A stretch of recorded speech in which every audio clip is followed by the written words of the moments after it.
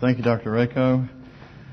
After all these speakers, conventionally you say, well, the previous speaker was a hard act to follow, but there have been, all of the speakers we've had would be hard acts to follow.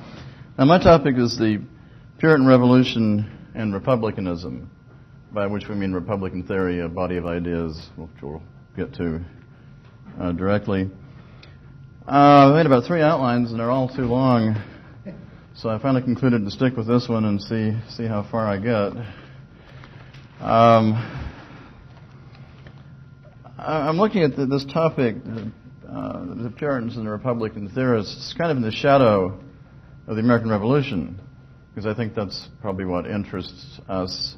And in any event, we in effect had the English Revolution for the English. They didn't manage it, so we had their revolution for them in a real sense. And I can dispense with all a larger background about the state of Europe and a lot of other things, because the previous speakers have covered much of that. So I'll cut to the chase and talk about what historian Bernard Bailyn calls the transforming ideology of the American Revolution.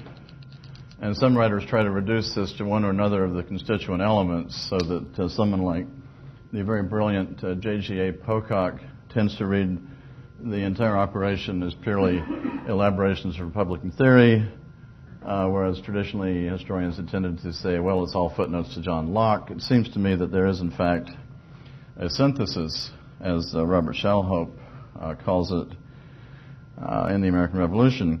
So what are the elements that this synthesis consists of? I think there's at least 4 that we could specify.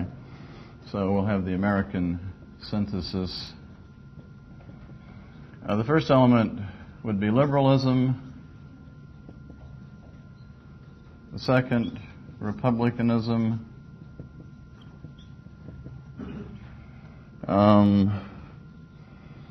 The third, English law. In no particular order exactly, not really a hierarchy. And fourth, Protestantism, or at least the kinds we had in the New World.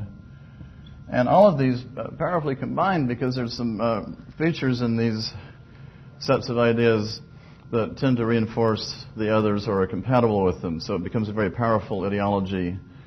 In fact, John Adams famously said that the revolution was accomplished by sometime in 1776. The revolution was the change in the outlook of something like a majority of the American colonists with regard to the British Empire and political life generally. The revolution was the intellectual change. What happened from 1776 to 1783 was just a war to see if those ideas would prevail in any form. I think Adams may have been right. Now, I'll grant to Dr. Higgs that there were some sinister fellows who wanted to reestablish a mercantilist system under their own control as soon as possible, but I doubt that this would have motivated the popular masses, so to speak, to participate in the exercise. So I have to say that ideology has its own share of importance in these situations.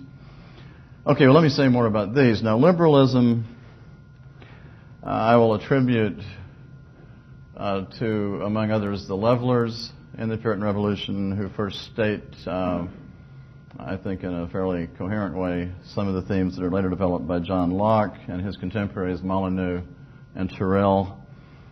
And here we have the idea of that natural rights can be derived from natural law, and an emphasis or a starting point of individuals and the rights that individuals are thought to have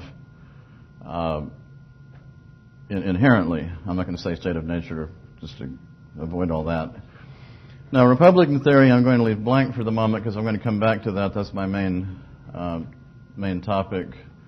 I'll come back to that, how these ideas came to be in the picture.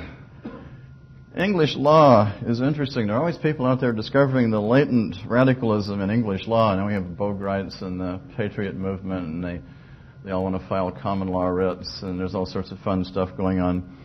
Because over the centuries, certain things had developed in English law that lend themselves to this kind of treatment. The colonists summarized this in the concept, the rights of Englishmen. And the rights of Englishmen, as the colonists understood them, are essentially a short list of 18th century rights that are the same thing they generally meant when they used the phrase natural law. So that the actual content's very much the same.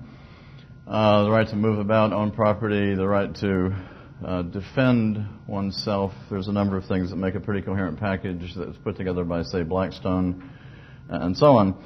And so some of this coming through the evolution of the common law largely outside the state. In fact, Adam Smith has a famous long passage where he talks about the courts, in effect, as competitive institutions that had taken cases that people actually wanted someone to deal with and reason out, and so forth, as opposed to, I guess, the chancery courts and some of the other courts, which only affected a small number of people. Another theme, which I'll put under English law, is constitutionalism, the idea that there is some body of fundamental law, whether it's written or not, that is above the king, or whoever the rulers are. I suppose, in principle, would be above the parliament also, constitutionalism. And as a number of speakers have pointed out, this idea exists all across Europe. There's a notion of constitutionalism and fundamental law. And this is what the kings, the would-be absolute monarchs, are trying to overthrow by whatever means they can overthrow this idea. And these are the ideas to which the opposition movements appeal. And one footnote to the whole business about the centralizing states competing with one another through increasingly violent warfare. There's a whole series of popular uprisings, sometimes led by aristocrats and sometimes not led by aristocrats, against the new impositions of the monarchs and their new attempts to find revenue. And there's so many of these that we refer to this as the general crisis of the 17th century, the Fronde in France and some other episodes. Perhaps we could conceive of the Dutch Wars of Independence as an earlier phase of the same process. Okay, so that's English law. One more thing that sometimes turns up with the more radical characters in Britain and America is the idea of the Norman yoke. That is that Alfred the Great or someone had really wonderful laws that corresponded to the ideal set of natural rights or whatever, and that the Norman conquest had set many of these aside, and the reform would consist in throwing off the Norman yoke. This is often made fun of. I happen to like it myself. I see no problem with this formulation. Thomas Paine would use this sometimes. Thomas Jefferson is ridiculed for using it, but I see nothing wrong with it, at least as a rhetorical device. Now we come to Protestantism, and this is immensely complex, and I don't claim to be any sort of theologian. But I will say this, other than that the Protestant Reformation has created new occasions for the state to intervene by either nationalizing the church or imposing a uniform tolerance when that didn't work. It's also led to some interesting debates about the structure of church government. And people tended, and indeed had tended for a long time, to make analogies between church government and political government. As Charles I memorably said, no bishop, no king. So that if the church is monarchical in structure, then it follows that the political state should be. That they made constant analogies. And this brings us to Calvinism, which I'll just very briefly say has long since come into Britain, at least by, I suppose, by the time of Elizabeth, if not earlier. There were Calvinists by the time of the English Civil War, beginning in 1642. Scotland has long since become largely Presbyterian, with the Catholic Scots modeled up in the Highlands and the Hebrides. And then they all moved to Nova Scotia for the most part after that.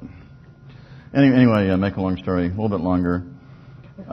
With Calvinism in Scotland and with some of the Calvinists in Britain, you have this notion of Presbyterianism, the idea that the center of church organization is the minister of the separate congregations who meet in a synod.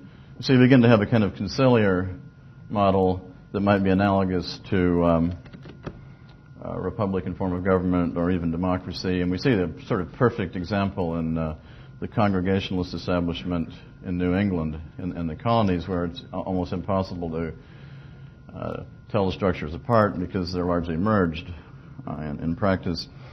Now, what we have, of course, in Britain is, in England at least, is an established church, the product of Henry VIII's various divorce proceedings and need for revenue, and he saw at some point with religious issues being debated on the continent that there was an opportunity to seize the lands of the monasteries and solve a number of his problems. And he was always out of money. Kings are always out of money. They're always fighting wars in France or somewhere that the people are supposed to go to for the money don't really want to support. So Henry, for a number of reasons, puts himself in charge of the church in England and strips away some sacraments and some doctrines, but leaves it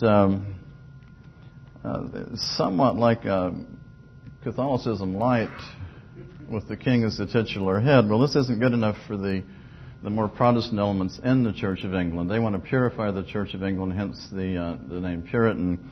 And there's a whole spectrum of how far they want to take the process, and this unfolds in part in the Civil War. Okay, now let's see.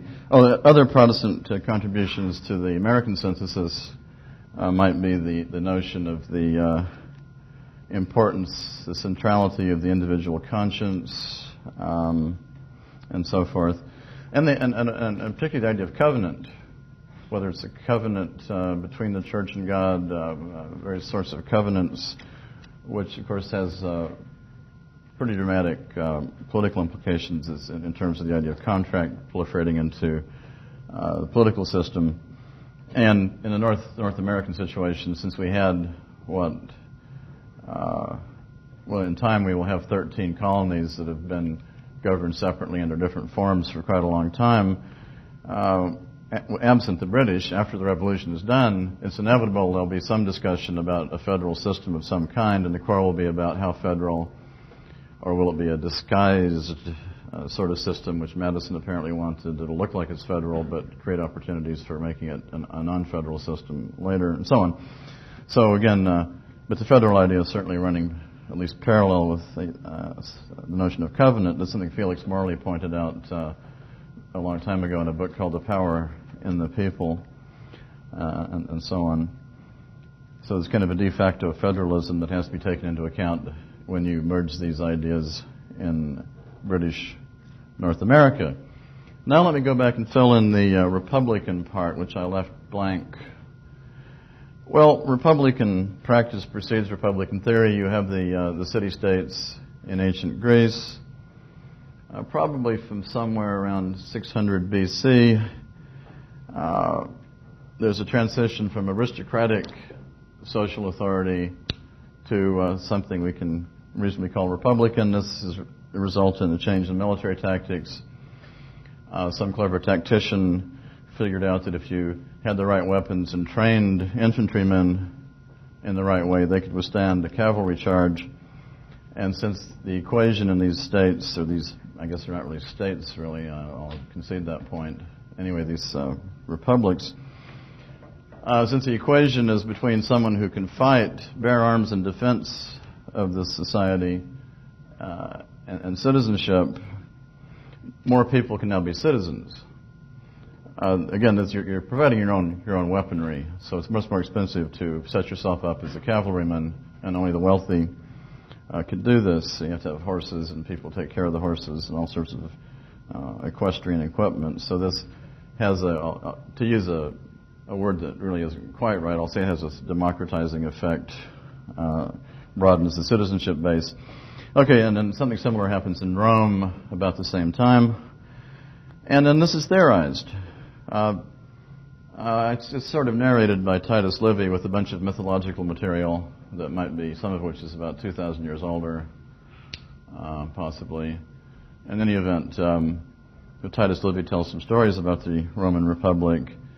Aristotle actually theorizes republicanism in a sense by having people go around and find out what the constitutions are of the different cities, the politumata, the constitutions, which is not a written document, it's just what they do. Go find out what the laws are like in Thebes, how they govern themselves, and they'd get this information in and compare it.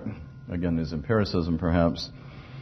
And to Aristotle, we owe the notion that there are three fundamental forms of government, and you're all probably familiar with this: monarchy, aristocracy, and something we can call republic or commonwealth, in which the popular element predominates. And then these have degenerate forms: tyranny, oligarchy, and democracy. This is never a favorable term in this literature, as far as I know. And essentially it has to do with the nature of what you might call the social pyramid. Ideally, you have this broad middle group of independent property owners capable of bearing arms in defense of their own property and the republic. And there's a fairly short transition from this to the Second Amendment. Although I think the Second Amendment also has some other material from other sources in it. I'm not going to accept we don't want to get into that right now. In any event, if you had a different social pyramid with a small wealthy class, you'll be prone to, here's the wealthy, what the ancient Greeks called stasis or revolution, because these oligarchs will oppress the people, and then the people will rise up and oppress them, and there'll be this property transfer, and nothing is stable. So the ideal state has this kind of distribution socially, and also this distribution may correspond in some way to the forms of government. So there may be, although in the Greek republics there isn't typically an executive. You've got the ephors at Sparta, and Rome had the two consuls. But in any event, you've got the aristocrats up here, plus or minus a hereditary executive. Then you've got your broad middle group represented in possibly a large popular assembly. And down here you have others, because after all, the ancient world had slavery in the fairly unnuanced form. Okay, so you have non-citizens down there.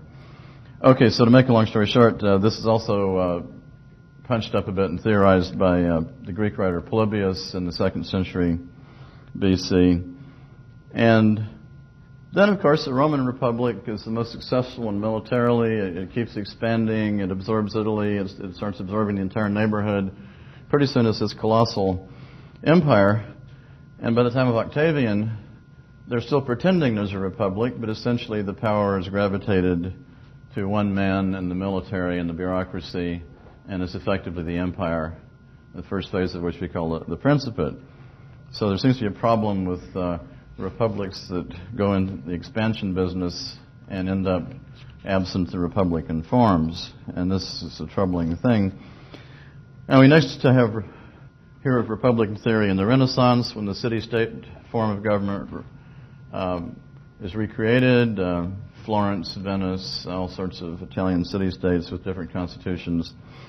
And rather than carry on about that, I'll just stipulate that Niccolo Machiavelli, who dies in 1527, is generally regarded as the most thorough exponent of the Renaissance Italian form of republican theory. Again, using largely these same categories, but concerned in particular about the diseases of republics, how to keep republics, how to avoid what his interpreter, J.G.A. Pocock, I believe a New Zealand historian, calls the Machiavellian moment, which is the point of crisis in which the whole constitutional order could be lost. And there's a lot to do with Republican reflections on the nature of time and whether time as such tends to cause these systems to decay, and there may be a certain fear of history, and there's all sorts of interesting themes. Anyway, J.G.A. Pocock, if I don't know, is Professor Bassani here? Okay, well, he won't pick a quarrel with me then for mentioning Pocock, but nonetheless, a very brilliant book, which I think may have misled us in some later periods by overemphasizing, making the Republican strain the sort of dominant mode of production, so to speak, where these ideas are concerned, but nonetheless very useful. And with Machiavelli, you hear a lot about this concept of virtue. This has to do with all these sort of manly, quasi-Spartan attributes of character. The problem with the word virtue in English is that the Victorians ruined it for us by making us think it has to do mostly with chastity. But this has to do with the character traits that these ideal citizens would have to have on their own land, bearing arms in their own defense or defense of the Republic. Okay, so far we've got at least a theory of government, and of course the ongoing concern that if something happens to this distribution of property, the social balance is disturbed, and you suffer a transition to some less desirable form of government. And what's this have to do with Britain and the Puritan Revolution? Okay, well, here's the tricky part. Well, all of the ideas of the Renaissance tend to percolate from south to north into northwestern Europe. Machiavelli has some interpreters in time in English who don't seem to have made much of an impact, but there's an impact, I think, on Shakespeare. The play Coriolanus seems to be centered on these Republican themes. And so there are a few people who know these ideas and are ready to expound them, should there be any reason to. Should there be a crisis in the system? And Pocock argues that it's precisely the breakdown of orderly government and the conflict between king and parliament that creates an opening for the Republican theorists to put their ideas into the discussion. So let me see. So the Civil War is, I guess that's a distinct category. The Civil War, essentially 1642 to 49 when the king is beheaded, and then the rest of it to 1660 when there's the Restoration. The rest of this we might separate and call that the Puritan Revolution as such, but this is the English Civil War. If you should ever be in Uxbridge in West London and walk past a particular pub, you'll see a plaque that says, on this site in 1642, the negotiations between the representatives of Charles I and Parliament broke down, and then the war became inevitable. So it's a pub you might happen to go by sometime. So there's a whole set of issues that cut to the quick. The essential problem in some ways is that the Stuarts, who have replaced the Tudor line with the death of Elizabeth, the Stuarts wanted to rule somewhat in the manner of the French monarchs. They wanted to try out this absolute monarchy. And unfortunately in Britain they were faced with some institutions that made that difficult. Of course, chiefly Parliament, but also the independent courts.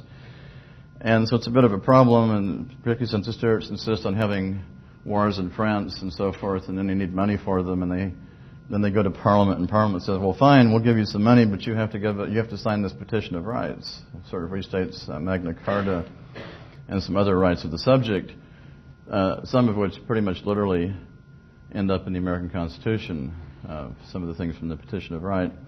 So the Stuarts aren't very happy about this. So Charles first having had to submit to that, doesn't call Parliament. There's still some option that the king can try to get along without Parliament for a period of time. So you have a gap from 1629 to 1640 in which there's no Parliament. And in the meantime, the Stuarts have another problem, which is they're always suspected of being crypto-Catholics. They're always suspected because they support the High Church party within the Church of England. And this is very important because, again, here's the Church is central to the spiritual welfare of all the subjects, and also has the welfare functions which are taken over by the abstract state later. So church government is important for any number of reasons. Also, there's a question who's going to get the living? Who's going to, actually get the money that goes to the ministry for preaching? There's interesting stuff there. So this is the reign of Archbishop Laud, and he's hated by all of the more Protestant elements in the church, and eventually he has a bad end in the course of the struggle. Also, 1635, the king decides he needs some extra revenue, so he, on his own motion, he says, well, I'm going to tax the port cities for some extra money. This is called the ship money. And he hasn't got a parliament. It's not in session. It can't consent. So people, I guess, mostly pay the tax and some don't. And John Hampden became a fairly popular figure by not paying the ship money, even though he lost in court. Okay, now, the church policy, again, is having further results. You have to remember that the Stuarts are kings of both Scotland and England. The countries are separate. This just happens to be the same king. So he's trying to push his church policy into Scotland. Well, the Scots by now are largely Presbyterians. They won't stand for this, and they've signed their solemn league and covenant to resist this. And the king decides he has to call a parliament to get some money to subdue the Scots. And so he calls the short parliament, and then the Scots aren't subdued, and he needs more money to bribe the Scots. So it's constant problems. And this isn't this is by no means the complete political history. So he calls the Long Parliament in 1641. He has no idea it's going to be a long parliament, but it ends up outlasting him. And also, in short order, there's a rebellion in Ireland, again, partly over these church questions and the usual questions. And there's a large Presbyterian party in Parliament. Again, here we have to introduce the concept of the Gentry. The Gentry are an interesting social class. They are large landholders, some of whom may dabble, I guess, in the high end of commerce. They're not the titled nobility. They don't sit in the House of Lords, but they're the dominant element in the House of Commons. And very many of them are on this spectrum of radical Protestants, from the milder ones, I guess, are Presbyterians, independents, over to some other. Protestantism is very complicated in this period. I mean, there's once the war breaks out, you've got you hear more from the Anabaptists and people that become the Quakers and so forth, and the anarcho-Baptists, as I call them, because many of them didn't believe in serving in the military or having anything to do with government, and so on. So, to make a long story very short, the Royalist forces are defeated once Parliament and the King are putting their own armies in the field to fight. So it's like having a war between the Supreme Court, I guess, and the presidency or something in our terms. And out of this emerges, of course, Oliver Cromwell, who becomes the sort of symbolic figure and in time, dictator ruling under a written constitution of some sort. And there's constant purges of Parliament as the revolutionary elements in control of Parliament become more radical. They have to purge the less reliable members who want to negotiate with the king, and the king is finally beheaded. And so you go from the Long Parliament to the Rump Parliament, which is the remnant after they purge the less reliable elements, and eventually you end up with the Bare Bones Parliament, and some of those guys are purged. So it's quite a bit like the sequence in the French Revolution. It's said that Louis XVI used to read books about the English Civil War while he was awaiting his fate to kind of find out what was going to happen, on the theory that things repeat themselves. Okay, so to make a long story short, eventually, for a whole number of reasons, this revolution stalls. But in the interim, there's a very interesting phenomenon coming out of the army. And this is the new model army that comes into being after the Battle of Marston Moor, which I guess is, 1644. And this is the most radical Protestant elements in the what's becoming a Puritan revolution, and not just a civil war. are in the army. And this is a large mass army called the New Model Army. And the army begins to want to make policy. They don't necessarily want to demobilize. They want to take the direction of the revolution. And out of this comes this whole episode of the levelers. And the levelers are interesting to us, these people like Lilburn, Walwyn, and Overton, because they start saying that everyone has a propriety in his own body. This is the older term for property, or an alternate term for property. So you have the whole notion of self-ownership stated here that John Locke will later develop in his own way. So you have a number of the liberal themes. In fact, I want to go ahead and... Anyone tell me how I'm doing on time? All right. I think I'm okay. Anyway, so the levelers are interesting in contributing that to the liberal strand in the synthesis that we get in the American Revolution. They believe in equal liberty of individuals, self-ownership, and these are stated in a number of famous manifestos and pamphlets, as well as an attempt at a written constitution that they propose, the agreement of the people. And the most famous episode is the debates at Putney, 1647, in which Rainborough, speaking for the agitators, which are what some of the radical leaders are called in the army, argues with Ireton, Cromwell's son-in-law. And the more conservative elements, including Cromwell, and this is all relative, revolutions keep moving, so the radical element last week is now the more conservative element this week.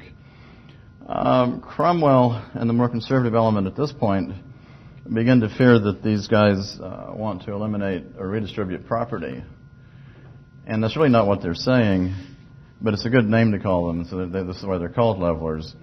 And for a long time, the socialist historians have claimed them as proto-socialists. And it took a Marxist, C.B. Macpherson, who's a Canadian Marxist, to demonstrate that the levelers were in fact proprietarians, something like early radical libertarians or something, and not interested in limiting property, but wanting to redefine the rules of government. So they wanted to abolish things like imprisonment for death. They wanted to limit capital punishment to only the crime of murder. They were opposed to primogeniture. So their program taken as a whole is fairly scary, but they weren't actually interested in...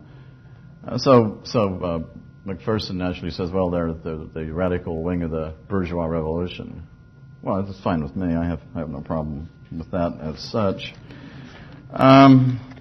So here's the most interesting ideological development in this whole process from 1642 to 1660. But of course they lose. They don't prevail, and the revolution is reined in by Cromwell and the leadership. Cromwell dies in 1658. There's an attempt to have his son rule in his stead, but the steam has gone out, and for a whole number of reasons, everyone's ready finally to restore the king. So let me go back now to how the Republican ideas come into the picture. And it's interesting, of course, that Hobbes, about whom Dr. Livingston was just speaking, is a product of this period. He's very unhappy about disorder, naturally enough, and wants to find a solution so you don't have to go through these things anymore, these civil wars and so forth.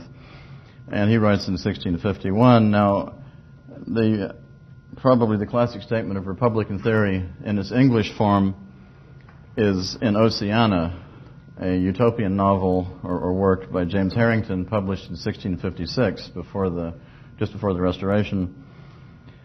And Harrington disagrees with a lot of the writers on English politics. He says there really wasn't an ancient constitution, but there was a Gothic social order, by which he means he understands the feudal system. But this has been eliminated by institutional changes since at least Henry VII. And so England has to find a new political balance and a social balance to go with it. And so he's recommending various reforms to bring about the Republican program. And so he has some readers, but by the time the Restoration has taken place and new issues have come up, the Harringtonians, the followers of Harrington, are standing his arguments somewhat on their head, as happened with Hegel in relation to Marx, and arguing that, well, there had been an ancient constitution and we have to restore it, or the constitution we have now is good, what we have to do. In effect, people like Shaftesbury, the Earl of Shaftesbury, who is the leader of the Whigs in the exclusion crisis, which I don't really have to go into, I guess, just to explain that James II, the last of the Stuarts, is deposed, and part of the background is the exclusion crisis. Again, he's openly Catholic, and this is not selling very well, and plus he's trying to proclaim a policy of tolerance so that the Catholics can be tolerated and so forth, and the radical Protestants aren't very happy with this. Even the moderate Protestants aren't happy. So to make a long story not too much longer, people like Shaftesbury and the Whigs, the Whig Party, as it's now called within Parliament, begin using this Republican rhetoric as part of their armament, as part of what they use in debate. And they say, well, actually we have in Britain right now something approaching a Republican constitution, with the division of government and the social distribution of property is close enough.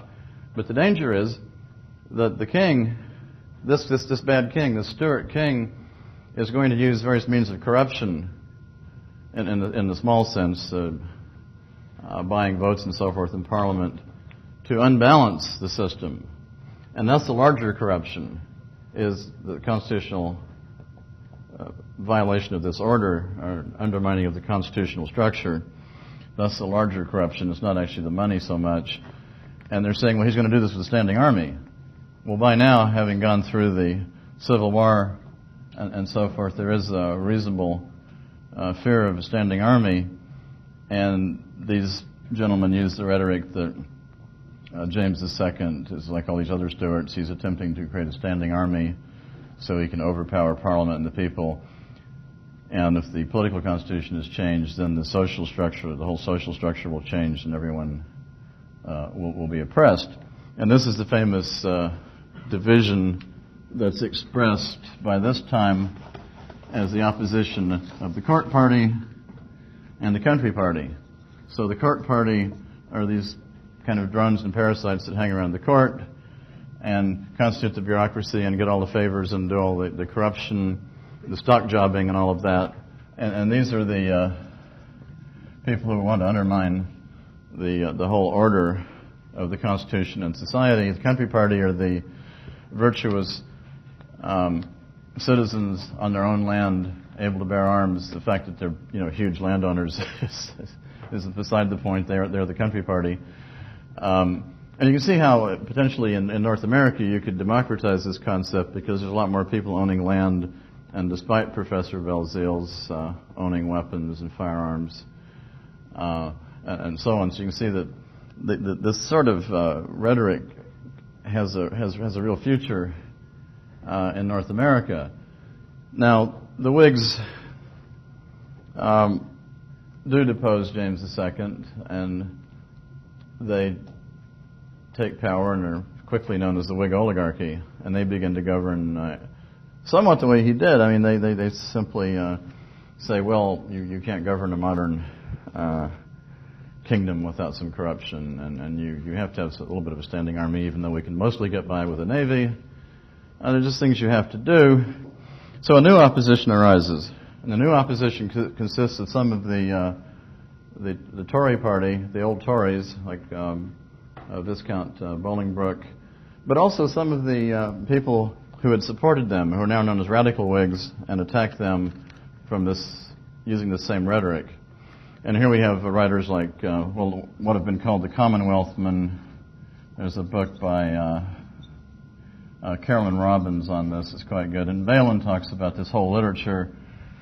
And this is what the Americans read. They read all these guys who are talking about these dangers of standing army and the executive overpowering the popular branches and changing the whole nature of the society, which they identify as a free society.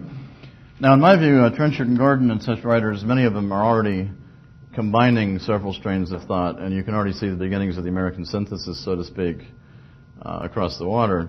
So the Americans are reading this literature, And after 1763, when the British imperial authorities decided they want to tighten up the system and have a better run empire, the Americans take this as a bad sign that precisely the sorts of things that these writers predict are now being undertaken by George III and his ministers and Lord North and all of that.